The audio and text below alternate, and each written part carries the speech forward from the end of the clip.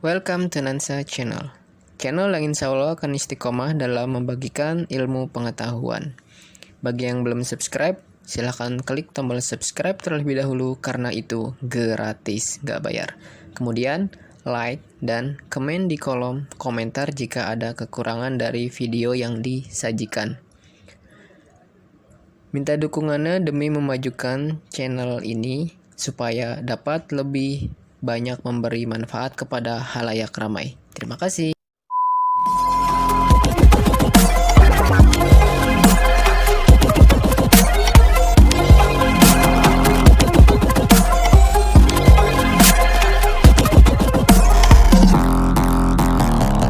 Assalamualaikum warahmatullahi wabarakatuh.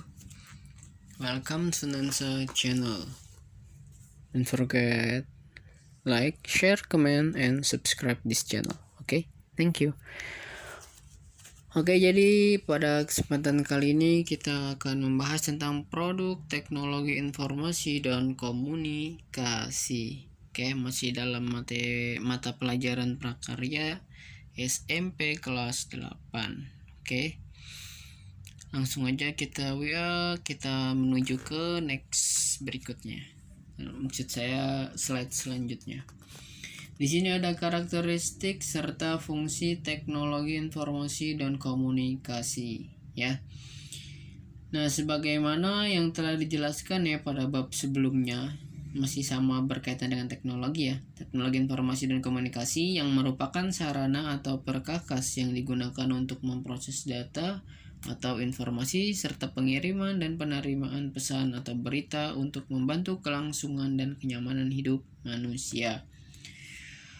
Oke, dari itu semua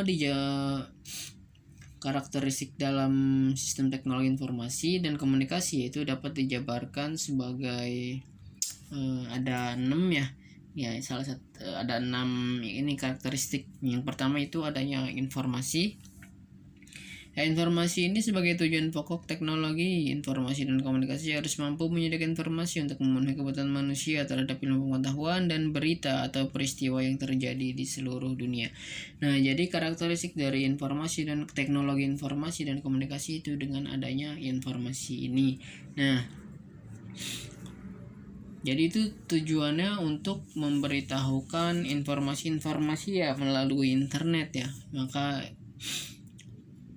dinamakan karakteristik teknologi informasi dan komunikasi karena dapat memberikan suatu informasi atau berita ya dengan sangat cepat, tepat, dan akurat ya. We are going to next slide. Nah, yang kedua ini mudah dalam penggunaan. Nah, sistem teknologi informasi dan komunikasi harus didesain secara tepat guna. Hal ini dilakukan agar mempermudah akses informasi para penggunanya. Karakteristik tersebut dikenal dengan istilah user friendly. Nah, jadi harus dikatakan sebagai karakteristik teknologi informasi dan komunikasi itu ya karena mudah dalam penggunaannya ya, betul ya. Ya. Jadi penggunaan teknologi ini sekarang lebih mudah untuk diaplikasikan, mudah untuk dipelajari bagi kita semua ya. Beda dengan zaman dahulu yang teknologi belum berkembang pesat, beda dengan zaman sekarang ya. Pada saat ini teknologi jauh sekali berkembang pesat daripada zaman-zaman sebelumnya ya.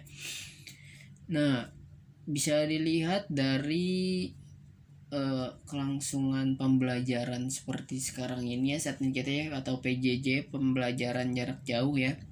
Terbukti semua jenjang dari SD, SMP, SMA itu kita menggunakan teknologi ya. Jadi mau nggak mau anak SD itu harus dituntut bisa menggunakan teknologi informasi dan komunikasi ya, entah itu dari laptop, komputer maupun HP ya. Tapi untuk anak SD masih dalam tetap pemantauan orang tua ya. Jangan biarkan begitu saja karena khawatir ya terdapat iklan-iklan yang masuk yang tidak pantas untuk dilihat oleh anak usia dini ya. Nah, kemudian yang ketiga itu ada andal. Andal itu apa sih? Karakteristik andal merupakan suatu upaya yang dilakukan dalam menciptakan produk teknologi informasi dan komunikasi dengan menguji coba secara berulang-ulang dengan hasil yang sama. Jika dalam proses uji coba terdapat kesalahan atau kegagalan, produk teknologi tersebut akan dilakukan perbaikan sampai menghasilkan produk yang siap dipasarkan. Nah, jadi yang namanya termasuk sebagai karakteristik teknologi informasi dan komunikasi yaitu harus andal. Dalam artian apa? Dalam artian itu tidak ada tidak ada yang namanya kesalahan atau ya bisa diibarat kata seperti server-server yang kita sering akses itu kadang-kadang kan suka down. Nah, seperti itu. Itu jadi yang namanya karakteristik itu harus benar-benar siap ya. Itu sebelum dipasarkan itu harus diuji coba terlebih dahulu ya. Jadi agar ketika di tengah-tengah itu tidak terjadi hang ya, yang tidak terjadi yang namanya hang atau server down ya, seperti itu dan lain-lain. Nah, itu untuk andal sendiri. Kemudian untuk yang keempat itu ada siklus inovasi yang cepat ya. Disadari atau tidak, perkembangan inovasi dalam dunia teknologi, informasi dan komunikasi berkembang cepat. Inovasi terjadi pada perangkat sistem komputer maupun komunikasi, baik perangkat keras maupun perangkat lunak.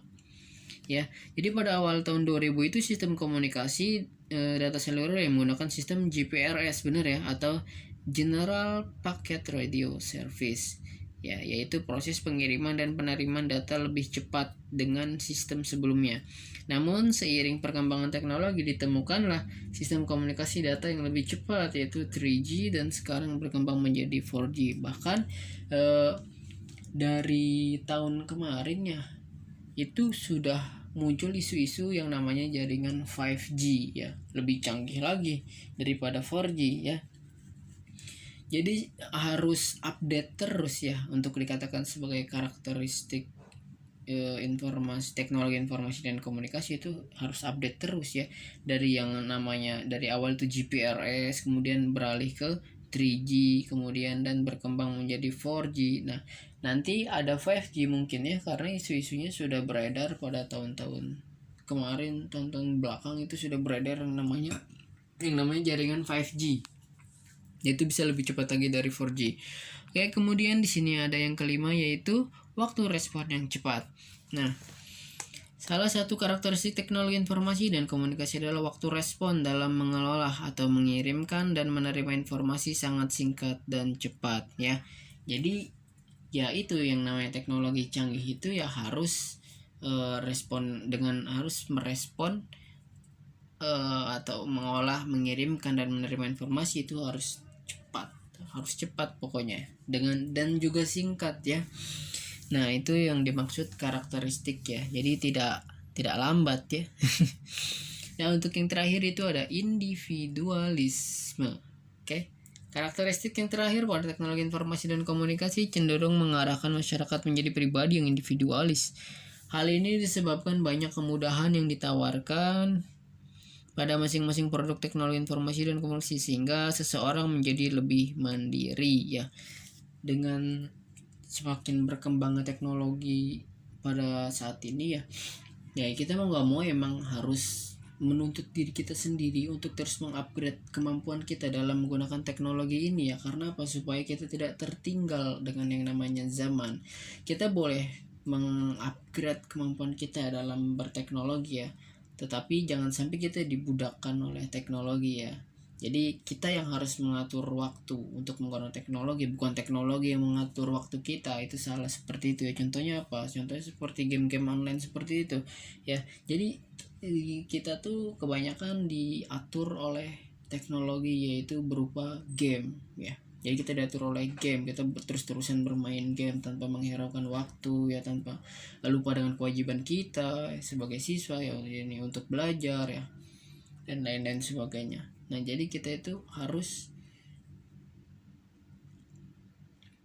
menguasai teknologi itu dalam artian bukan kita menjadi budak teknologi ya. Maksudnya itu harus pandai-pandai mengatur waktu lah dalam menggunakan teknologi seperti ini ya. Oke, itu dari 6 karakteristik yang sudah tadi dijelaskan ya. Kemudian dalam mempermudah aktivitas manusia sehari-hari, teknologi informasi dan komunikasi mempunyai beberapa fungsi yang sering digunakan ya. Jadi ada fungsinya nih ternyata dari teknologi informasi dan komunikasi ya, yaitu ada capture, kemudian processing, generation, storage, and retrieval, dan transmission ya. Itu ada capture, merekam, kemudian processing, memproses, generation, menghasilkan, storage and retrieval, menyimpan dan memanggil, kemudian yang terakhir ada transmission atau mengirimkan. Nah, dalam sistem teknologi informasi dan komunikasi, capture adalah proses merekam seluruh aktivitas atau kegiatan ya. Salah satu implementasi dari fungsi capture ini adalah dilihat pada beberapa aplikasi media sosial ya, seperti Facebook, Twitter, WhatsApp, dan Instagram. Seluruh percakapan, komentar, gambar, maupun video yang diunggah akan tersimpan atau terekam dengan baik dan runtut berdasarkan waktu penggunaan. Nah, ini salah satu fungsi ya dari kecanggihan teknologi informasi dan komunikasi ya pada saat ini ya, yaitu fungsinya itu bisa merekam. Kemudian ada processing, memproses. Processing dalam teknologi informasi dan komunikasi adalah proses mengumpulkan, menganalisis, dan mengolah data atau informasi yang dihasilkan dari pengguna. Ya, data atau informasi yang diperoleh akan disesuaikan dengan keinginan pengguna yang lain dengan bantuan produk teknologi informasi dan komunikasi ya. Jadi seperti itu ya proses pengumpulan, menganalisis, dan mengolah data ya atau informasi yang dihasilkan dari pengguna ya. Jadi seperti itu untuk memprosesnya atau processing. Kemudian ada generation atau menghasilkan. Fungsi generation merupakan upaya yang dilakukan untuk mengorganisasi informasi dan atau data menjadi hasil yang diinginkan pengguna. Data yang dihasilkan dapat berupa deretan angka, teks, suara, maupun gambar visual seperti tabel atau grafik ya. Dengan demikian pengguna dapat dengan mudah membuat kesimpulan dari olahan data atau informasi yang dihasilkan. Kemudian yang terakhir ada yang keempat ada storage atau menyimpan dan memanggil atau retrieval. Fungsi teknologi informasi dan komunikasi berikutnya adalah storage and retrieval. Fungsi storage adalah kemampuan teknologi informasi dan komunikasi dalam menyimpan data atau informasi ya. Di sisi lain, fungsi retrieval adalah kemampuan data atau informasi yang telah disimpan untuk digunakan kembali jika diperlukan oleh pengguna.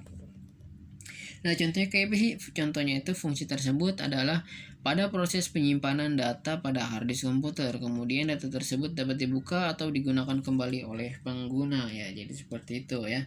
Kemudian ada transmission atau mengirimkan. Fungsi transmission menjadikan teknologi informasi dan komunikasi dapat mengirimkan informasi atau data yang diperlukan oleh pengguna. Saat ini, informasi yang dapat dikirimkan tidak hanya berupa teks, tetapi juga data berupa gambar atau video ya. Jadi semakin canggihnya teknologi. Jadi kita tidak hanya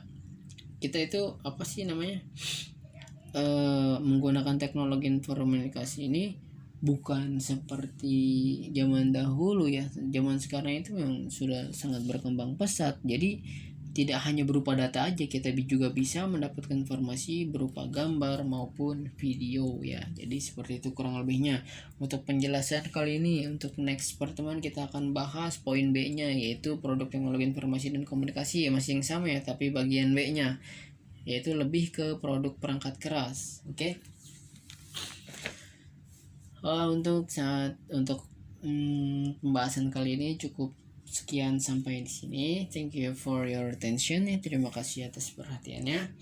Mudah-mudahan apa yang telah kita pahami pada hari ini, pada mata pelajaran kali ini dapat bermanfaat di kemudian hari ya. Oke, kurang lebihnya mohon maaf. Let's say hamdalah alhamdulillahirabbil alamin.